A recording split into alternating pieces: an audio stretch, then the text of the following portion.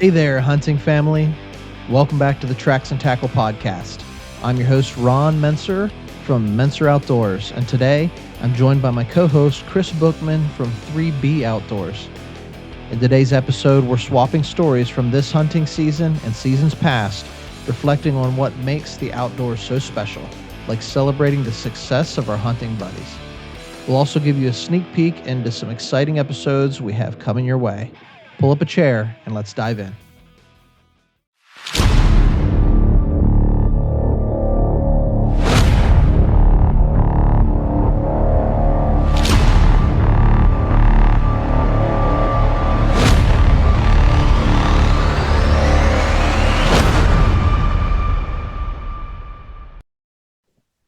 Hey, hunting family, this is Ron Mentzer, Tracks and Tackle team here coming at you live. We're actually doing a recording here. We had a guest lined up tonight and had some unforeseen changes in his schedule. So Kris and I are with you, and we're going to be talking about hunting season and lessons learned today. So Kris from 3B Outdoors, how's it going, man? So far, so good. Trying to stay warm. How about you? I'm doing pretty good. Doing really good. I'll have to silence my phone here. Got the phone going off in the background. You keeping? Is that me? No, yeah, it is. It's you texting me. So, hey, yeah, it's like sub-zero temperatures, snowing in Louisiana, all around the Gulf of America, and Gulf. Maybe it'll freeze. Everything else is. Yeah, man. I'm seeing pictures online. So anyway, it's super cold out, and I know you're doing everything you can to stay warm. That's why I'm up in my upstairs office. I'm not in my downstairs studio. Yeah. I'm down in the cave here next to my wood stove. So if you guys see smoke, you don't have to call the fire department. It'll be okay. See smoke, say something. Yeah. Cool, man. Well, listen, just wanted to get on and wrap with you here tonight for a little bit. I know that we've been posting a lot, sharing a lot of pictures and stuff. You've been out doing a lot of waterfowl hunting, and in previous episodes we talked about archery season, but I really wanted to get some insight from you on how your season's going. I know you posted on your social, I don't know, maybe a couple weeks ago about season wasn't going the way that you wanted it, and just wanted to give you the microphone here. Tell us how it's been going, because I know that you've been getting out with your boy too. So yeah, it's been one of those seasons, man, and it's a two-edged sword where I'm having a good time, and I'm fortunate enough that I can take off work and have an awesome wife that lets me go hunting, and I shouldn't even say lets me go hunting, that it just works out that I can hunt whenever I pretty much want, and able to take my boys with me. But at the same time, it's been a frustrating year for deer and waterfowl. And it's a perfect example that we can get into as we talk tonight of I have perfect environments. I have a private pond that I have access to in the middle of a farm. It has everything you want it to. If you guys see me post pictures or Ron pictures I sent you, it just looks like heaven for waterfowl. And the first time I went there, we saw them scouting it out. There was ducks on the water, geese on the water. I mean, enough scat and feces everywhere that you're like, man, they're having a party here. This is the place to be. And then we started hunting there, and the birds just aren't in our area in the numbers they are. So going out is still fun. It's always fun to go out and be out there, but as much as you don't want it to be a waste of time and you try to be optimistic, it still is that sometimes. It's cold, and you get up early, and so it's hard to keep the truck moving forward. At the same time, I've had a blast with my son, who's got some chances at some birds, and I actually said that to him the other day. I said, man, my season has sucked. He goes, what are you talking about? I'm having a blast. I've killed a bunch of birds, and I got a deer. He got a nice small buck, and killed some wood ducks, and the other day had some shooting at some ducks. And so it's, what do you say? Where's the balance out there? I'm having a blast watching him and spending time with him. This is what it is, I can't control the animals. That's what, our dads always said, it's why it's called hunting and not getting. So, I know. I can hear my dad saying that, it's, he'll say, the fishing's good, the catching's not always, something like that along those lines. One thing you said, Kris, was, it's cold in the mornings. It's cold literally all day long this time of year, in January, late January. We're going into February, and it's like the most bitter time of year for us. And when you get up and you get up early before the sun rises or whatever, and you have success, it's like, man, it paid off. But when you don't, you're like, Yeah. sometimes you kick Well, yourself, or you're like, why am I doing this? And you have to, like, that tug of war, that it's like a mental tug of war. Um, yeah.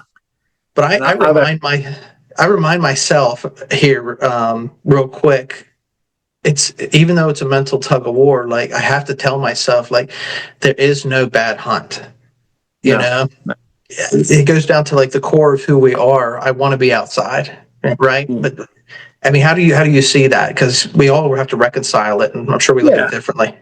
Oh, it's the same. I mean, if you can get outside, and I've said this on your podcast, other podcasts, I've said on the page, watching the sun come up, That's having your son with you, or your best friend with you, or your brother with you, family with you, you can't beat it.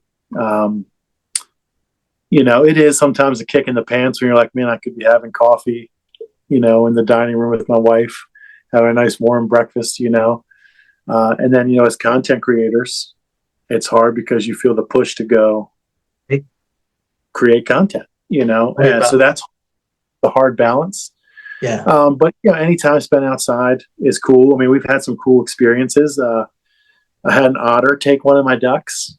One of the few ducks I shot, an otter took it.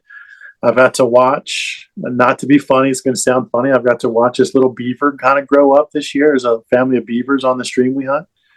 cool. And his little guy didn't even care about us. He's just out there hanging out and swimming through the water. And so that's like, okay. Sometimes we get kind of more focused on that. Okay, where's the beaver? Here he comes. He's coming around the corner. Learning wildlife, and seeing them grow. I mean, I've done that with our trail cams. You see certain fawns, and you watch them month over month, Yeah. grow and progress, and so Yeah. that's awesome. I love that. To speak to that, we have on our deer farm, and people that know me and know 3B, I stole this from you guys. Hunt your hunt. Do whatever you guys want to hunt to make yourself happy. Right. We're well known in my family. When we go deer hunting, that's what we do. We're deer hunting, Mm-hmm. and we're not shoot the smallest one we see, but an opportunity presents itself because we do eat them, and we do. My dad at the church provides them to other people that need deer. Right on. We're going to kill deer. But there is one that's off limits. There's a piebald yearling out there, and he said no one gets to shoot that one. And I said, Dad, you better hope I can see all his colors when the sun comes up. Yeah. But yeah, that's the only thing. When you said that, that reminded me of it. But That's cool. been a weird year for me, man. Good experiences with friends and brothers and stuff, but frustrating at the same time. So that balance kind of puts you in check. So a couple of things. Yeah, a couple of things. I know that sunrise, like anybody that's listening that's an outdoorsman at all knows, right? That sunrise, it hits you, and you're like, man, this is what it's all about. That sunrise in turkey season is a lot more comfortable than it is in late season, duck harvesting. It when it's chilly, but you know what, in the same breath, I'll think like one of the most beautiful mornings that I've had, and I've been hunting for decades, just like any of us that grew up doing it. Truly one of the most beautiful picturesque pictures that I was ever able to take while out hunting was sitting in a duck blind as the sun was coming up, and the reflection started hitting the water with the decoys and the shotgun. You can see the barrel of the shotgun and the decoys and the sun reflection, and there's nothing like it. Yeah, psychologically, I mean, you've probably read it before. They say that human beings need to see water, need to be around it, and there's just something about it. And there's something, I've said this before too, and I've written it on blogs and journals and other pages. We go down to the Eastern Shore in Maryland and duck hunt, and the history down there is just crazy. Right. But where I live, semi-urban area, I always joke around that I don't live in the middle of nowhere. I live in the middle of everything. It's 40 minutes to Baltimore City, 40 minutes to Harrisburg. York's not far away. Gettysburg's 20 minutes away. DC is not far away. But when you go down there and you're on the water, there's no light pollution down there. So it's water and then stars sometimes. And not to be sappy, but again, out there with your sons or your brother, or your whoever, and just, you can go out in the water's calm, and it's like this surreal, you can't explain it. You have to be there. Yeah. And it's spiritual. It just is, Everybody's listening. They know what you're talking about too. Yeah. You're hearing the birds are starting to move around. You're out there, the water's gently lapping. I mean, it's like they make stuff like that on the fire stick so you can go to sleep at night, and it's out there and you're experiencing it really. So, all that stuff, I say all that because you can't complain then, even if you don't get the target, wherever you're getting. It's just so nice to be outside. It really is. It just is. Let me flip that other side of the coin. You'd mentioned like your son's like, Dad, I don't know what you're talking about. I'm having a great year. And he's had some success, and I've seen those. Like, I love seeing the pictures. Like, one day you sent me a picture and he's holding a bird, and then a couple hours later he's holding a plate of breasts, Yeah. and it's food. He's got the fork and enjoying the meal, and that was awesome. But here's my question, because this is a topic that we probably don't talk about enough, but I know we mentioned it before. It's celebrating the success of others.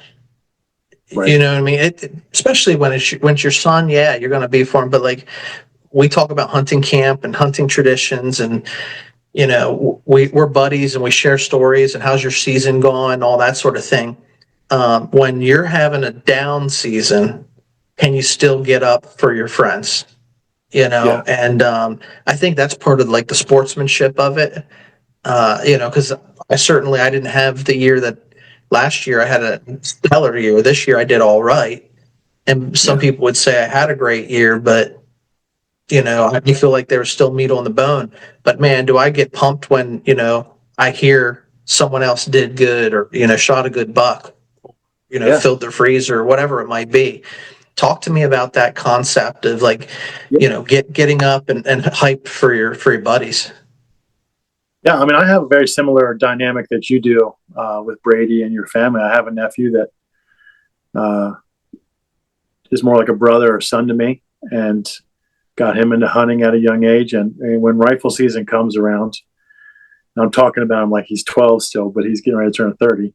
But when rifle season comes, he's just out there. And I did not get a lot of chance to rifle hunt.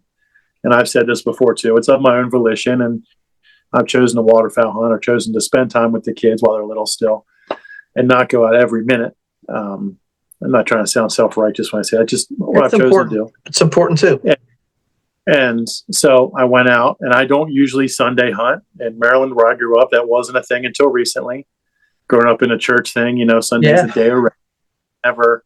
Never did it, but I said, okay, I'm going to go out today. It's a nice day. I got a chance, and my nephew went with me, and like we're talking about, watching the sun come up. It's a breezy morning. The wind's on your face. You can hear the trees moving.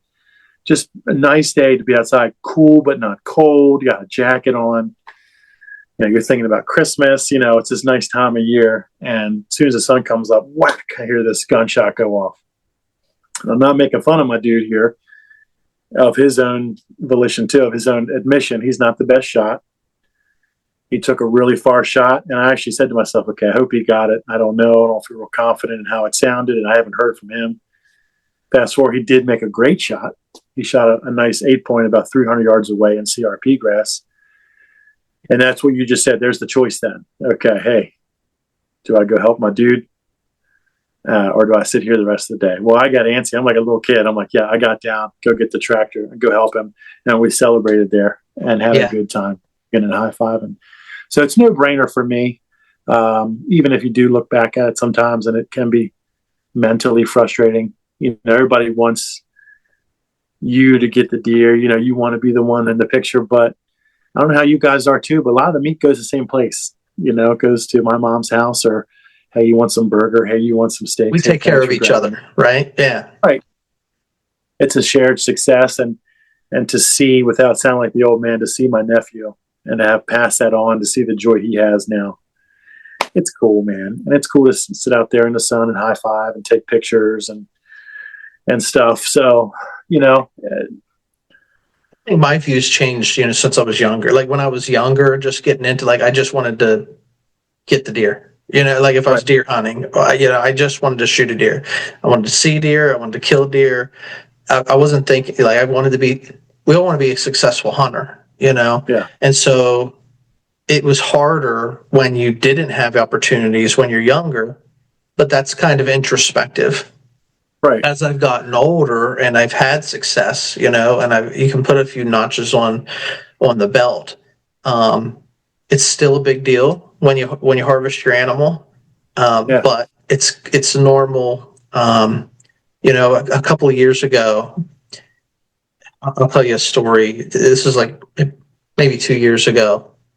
We're self filming, and I had a young deer come through in archery season, and early. It was probably October, so it's still kind of warm out. But I took the deer, and we were watching the video back. My nephew and I was looking, and he was looking at. He wasn't watching the deer part. He was watching me, right? And he commented. He's like, "You weren't like excited. Like you were like a sniper.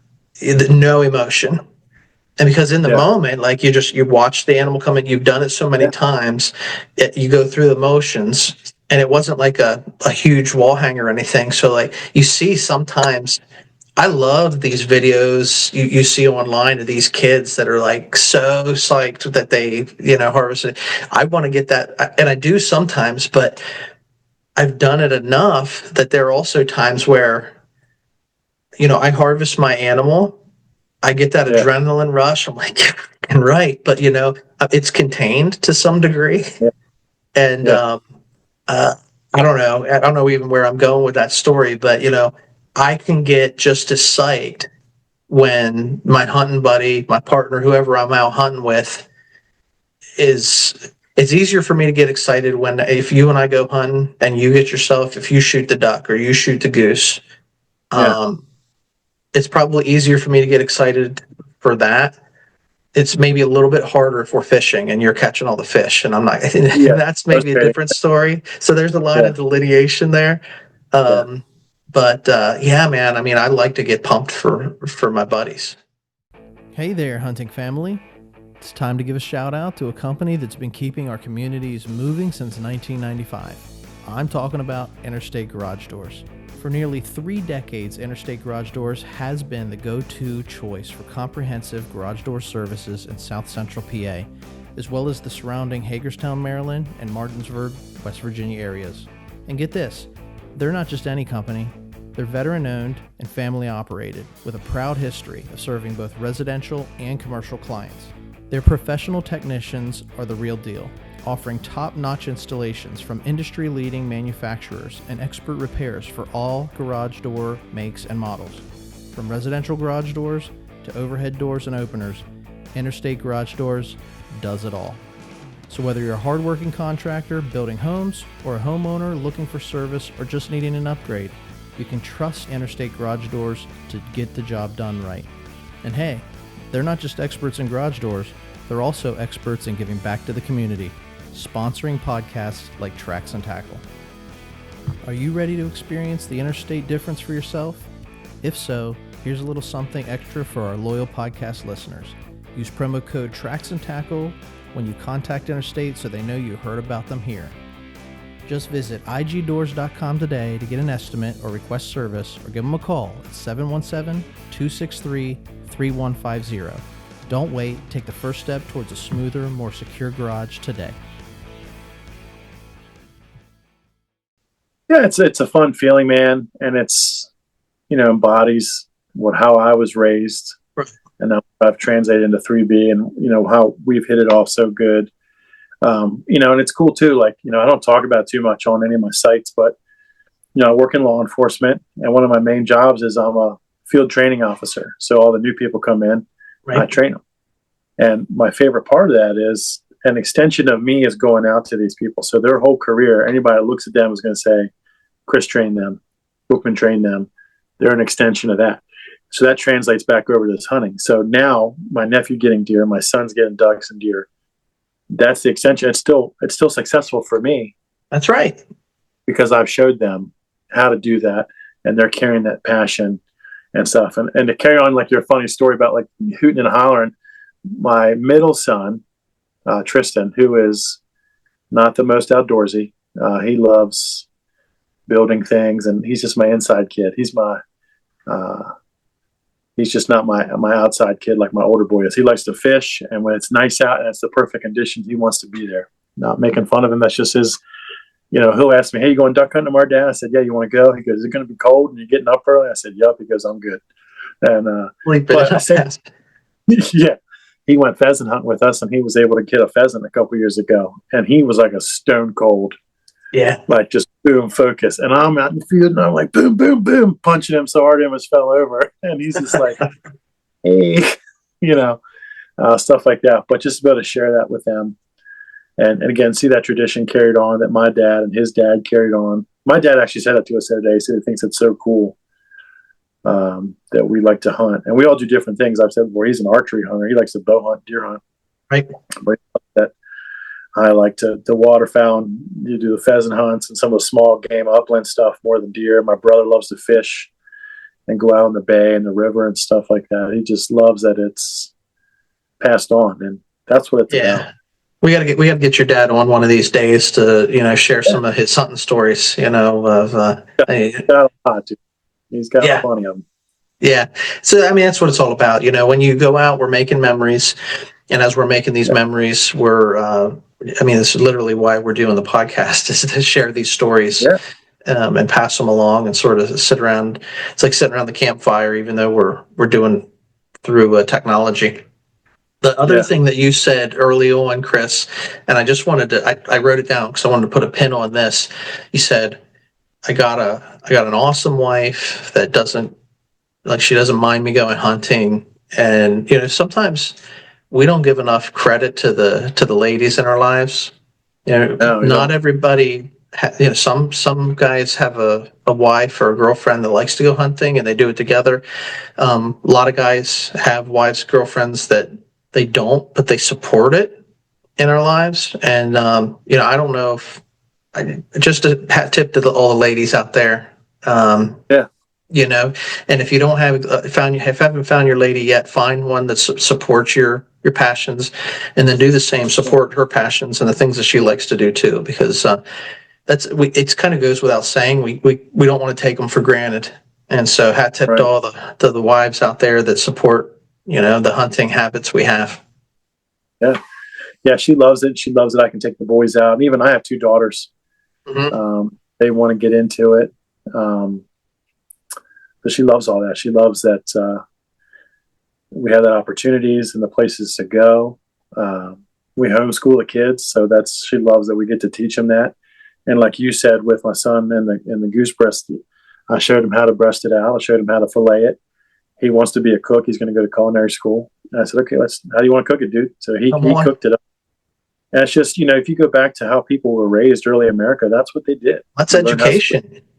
You learn how to split wood. You learn how to harvest food, whether it's animals or crops, and just pass it on to tradition and keep it going. So it's cool, man. It's really cool. We actually threw a lot of the main 3B guys. Their wives are all really tight, and they started their own group called the Bird Wives.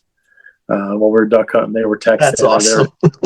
Having taco nights or teas and stuff like that. And they're just as integral to it, man. Love it. And, that's it. I mean, you find your tribe and you run with them. So we got to get you down to a taco night sometime, buddy. Yeah, well, you don't have to threaten me with a good time. You see me like I'm not a little guy anymore. I used to be skinny, and then I met my wife, and she take care of that. So yeah, my wife's Italian. So well, there you go. There you go. Eating good. I'm sure. Well, listen, other hunting stories, from this season. Yeah, I got a couple of funny ones, and just to teach you, not to teach you, but just lessons learned. So we have a creek that we hunt at, and usually, for lack of a better term, it's a honey hole. If you want to go kill some mallards, you're not going to kill a lot of different ducks, and you're not going to limit out. But if you want to go just kill some mallards, it's a great place to take kids, great place to take first-time hunters. We got this place. The birds just haven't been there this year for whatever reason. Or when we zig, they zag, they go to the other place. So funny story, we set up on one end of this property. And like a lot of people that hunt, before we leave, we say, let's just go look at the other side. And I think I told you the story on the phone the other day, Ron. Let's just go check it out. Let's go check out this other part before we leave. It had just snowed, not the big snow that we recently just had, but 3 or 4 inches on the ground. I'm walking with my boy. And I looked down and I said, look, there's a bunch of goose tracks in the snow right here. He said, that's cool. And we're just being dad and son at that point. Look at the sign. Look at this. Let's look up. And I said, look, they're going to the water. And sure as anything, it was kind of foggy. I look up, and about 70 yards away, there's about 30 geese on this bend of this stream. They don't see us. So I said, okay, we're going to go up where we hunt. Some places this is taboo. Some places not. We can water swat and jump shoot. Some places, some states, you can't do that. Please check where you can hunt. Always know what's behind it, too. Know the rules. Yeah, so where we are, we can do that. So we snuck up on them, and I made a rookie mistake that my 15-year-old did not make, and I didn't pick one out.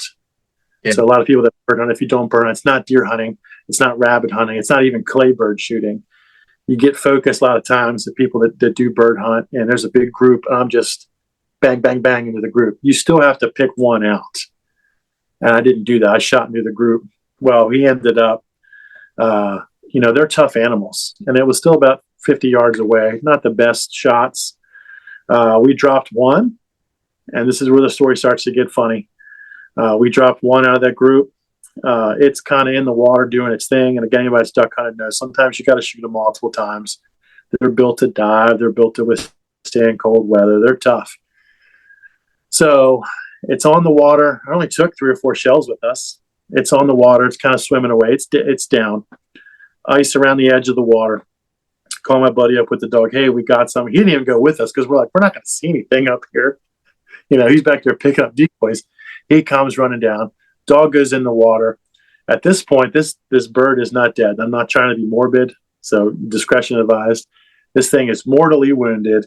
It climbs up like a zombie up on the shore and is like limping through the shore. I don't have any more shot to put any more in it. Plus, at this point, it's getting away. The dog goes to get it. The dog can't get up on the bank because of ice. So he has to go back. My buddy has to go back and cross where he can cross. The part of the stream that we were in is about 8 foot deep. Another thing we normally have, we always have a kayak or a canoe in the truck or right around there. Didn't have it that day. You weren't expected to run up on a couple birds. Yeah, so he runs back, and where we had set up was only maybe a foot to 8 to 12 inches of water. Yeah, and we're about 6 yards away from that now. So he goes back. The bird actually went in like a little cove of trees. The dog jumps in, gets it, pulls it out. He's walking back. At this point, I said, okay, he's got the bird. Me and my son, I said, Presley, let's clean up the decoys. We're cleaning up. He comes back. He's got the bird in his hand. He's holding it up. Yay, look, grip and grin. Throws the bird in the water so he can cross the stream and not fall. The bird swims away. Now, it didn't go real far, and the dog he's got, boom, on it. Got it. Yeah, right. For anybody, again, that doesn't water for hunt, they actually make a tool called a finisher. It's like this big. It's a small razor blade pointed knife. It goes on your keychain. You can just dispatch them very quickly. Does that in the back of the head. Things flop around, blood everywhere. Throw it up on the shore, clean up. I said, Presley, my son, I said, put this on the back of the truck. Let's clean up a little bit, and let's go get our shells up. It's a very nice place to hunt. Try to be respectful. Yep. Clean up. So we do that. It's been about 15, 20 minutes. Goose is laying there. Again, not to be morbid. Snow. I have a white truck. It's dripping blood everywhere. I mean, it just looks like a whatever. I said, Presley, let's take the bird. Let's go get a picture. I'm not making this up. The bird sits up, wings out, and goes, jumps off my truck, goes under my truck. I had to pull my truck forward. We had to get it again, had to put the finisher in it again. And then I actually had to put it under a wheelbarrow in the back of my truck because I'm like, this thing's still flying around. It's like the undead. Just not giving up. This wouldn't, and that just shows you how tough animals are in general. So I don't say that to be morbid or to brag. But they're tough animals. We had a funny story. That is the one that he went and breasted out. And that's why we ate it for lunch. I said, listen, we're going to go eat this thing real quick. Yeah, let's clean him up. Yeah, that was the funny part of my year, deer hunting. Duck and goose hunting. The otter, I told you I shot a mallard. There's otters on the street. Drake mallard went in the water. I knew where it went. One of those things said, I'll go get that in a second. There was another bird we shot. Go to get it. I see an otter wrestling with this thing in the water, and it goes underwater. With that free meal. Yeah, so that's been the type of year I've had. A lot of hens and otters taking my stuff. So that's nature, though. I mean, it's kind of cool. I mean, we've seen it happen before, where we were out trout fishing, and how maybe you don't in PA. When it comes to trout season, like these streams are stocked heavily. Yeah. And, certain holes are just loaded with trout on, for the opening day of trout season. And can't start fishing until 8 a.m. on the opening day. And I remember, this was many years ago, but my brother and I sitting on the bank of a stream, just sort of you got to get there early so you get your fishing hole. And we're hanging out and we're just waiting and watching. And there's a little... a fisher, will come up over the bank, down in underneath there's a tree there with a root system, into the water, and come out and off with the fish. And we're like, man, he's cleaning out the hole. He doesn't know he can't start until 8 a.m. So he's got a head start on us. All we could do is sit there and watch it. But it was cool, because you don't see that every day. Yeah, I have a property that my family owns in Maryland. There's a stream that goes through there. And at one time, it was stocked by a club. Now, it's been 50, 60 years. Yeah. They're as natural brown trout as you can get in there. So we fish for them. Trout are my nemesis, though. They frustrate me, especially ones like that are used to be in the wild. The native ones. Different episode. We can talk about that. But we had some otters down there, too, that I would just find fish bones. And I haven't seen a whole lot of trout since then. So, yeah, well, it's cool. It's cool. I appreciate you sharing, your story, your hunting season and stuff. I want to sort of talk through, like, are there any lessons learned? One of the things that we did an episode last year was at the end of the season, we talked about what did we learn, and the saying, if it doesn't kill you, it makes you stronger. How do we learn from the ups and the downs? So I don't know if you have any examples. I'm sort of putting you on the spot here, but No. So we have, and I think your family does it. You've talked about transit. I keep a log for waterfowl hunting, more just for fun, and just for me. But, again, I think I mentioned earlier, we have a place that's just the perfect environment, and they just haven't been there. So sometimes you just have to weigh all your checks and balances and make sure, it's not something you're doing. It can be depressing, get in your head. If the animals aren't there, you got to go back to the drawing board sometimes, if they're not there, it's nothing you can do. If crops aren't right around you. So do some scouting, find out what's around your area if you are waterfowl hunting. So we have this really nice place and the birds are there and we'll get them eventually. But it was planted in beans this year and every farm around is planted in corn. So just like deer. Deer like beans, but once the beans are cut, they're not coming back to the bean field. Deer aren't. They're going to go where the corn's been cut. Right. And that's how the do for this place. So we'll get there. We're lucky enough that the guy that owns it, he wants to get into this too. And I've mentioned this. He said, hey, what do I need to do to make this a place? Let's mow, let's cut trees down, let's make a habitat. So, that's a lucky thing. One of the future episodes we're going to do with you when actually Lee comes on, we're going to talk about resources that the states, Maryland and Pennsylvania, offers for hunting, whether it's waterfowl hunting, upland game hunting, or deer hunting, and learn to rely on those for resources. They're going to tell you migration reports, they're going to tell you stats, they're going to tell you weather stuff. So as much as you can go out and learn by looking in the field, it's 2025 now. Let's use the resources that we got. And there's a lot of resources out there. Yeah, there is. Talk to people, talk to you guys, find an area that you're going to work in and you're going to be the center. Talk to people like you guys are from, half hour north of me. Hey, what are you seeing up there? Hey, what's the weather been up there? Hey, what is this? Guys that'll, without getting too scientific or graphic, and there's guys, I don't know if you guys did deer hunting. I know Matt has, he's talked about it, but like they'll gut deer and they'll see what they're eating. Yeah. They do that with birds too. Hey, what's this bird's crop full? Is it corn? Is it acorns? Is it stuff like that? So, and then to go back to what we're talking about, the biggest lesson learned is just enjoy the moment. Just enjoy what you're there for. It doesn't have to be the full strap of ducks, the full grip and grim 8-point, 9-point, whatever. Just enjoy the moment with your family, and if you're fortunate to get off work.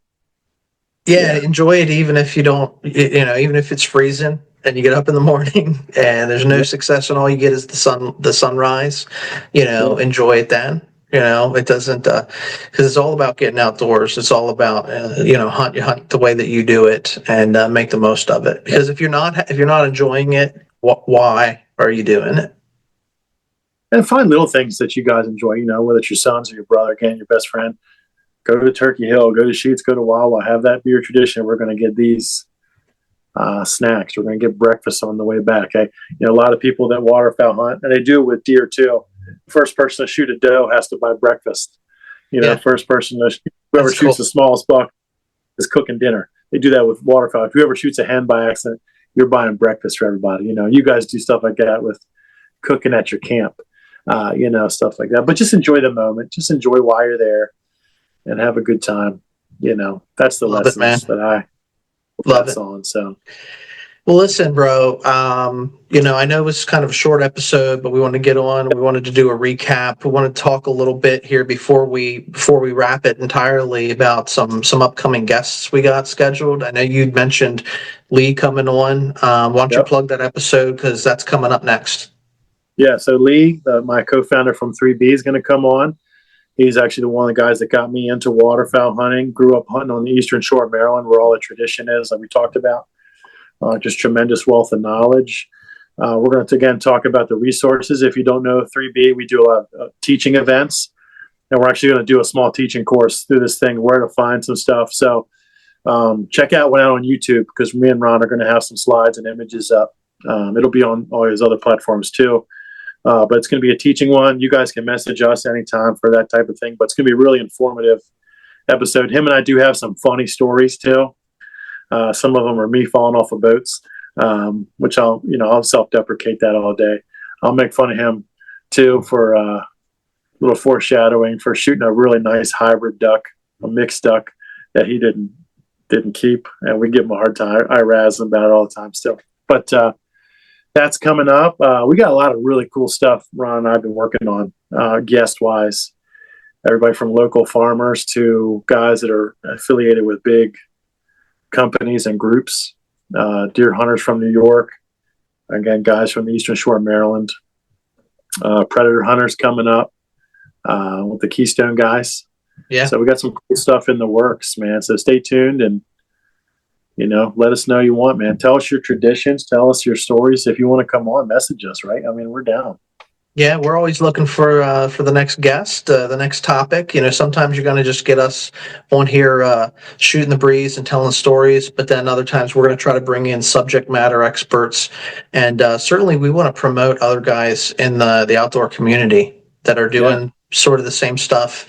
And we want to expose anybody that's watching or listening to us. We want to expose that audience to other guys that they might really enjoy and appreciate their content as well. So, Kris, man, appreciate it as always for sort of running with us here.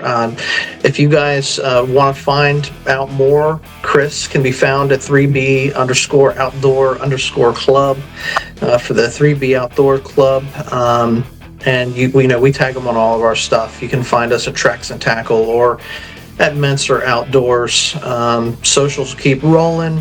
We'll get this guy wrapped up and published. And next week, it's going to be Lee. We finally get him on, and you guys can educate us a little bit on waterfowl and your passion. Awesome. Look forward to it. Cheers. All right. we're tuning to you next time, guys. We just appreciate all you followers out there. Like Kris said, send us your information that you want us to talk about. If there's a subject matter or anything like that, we're open. And always want to encourage you guys to get outdoors. Nature is our playground, and stay wild.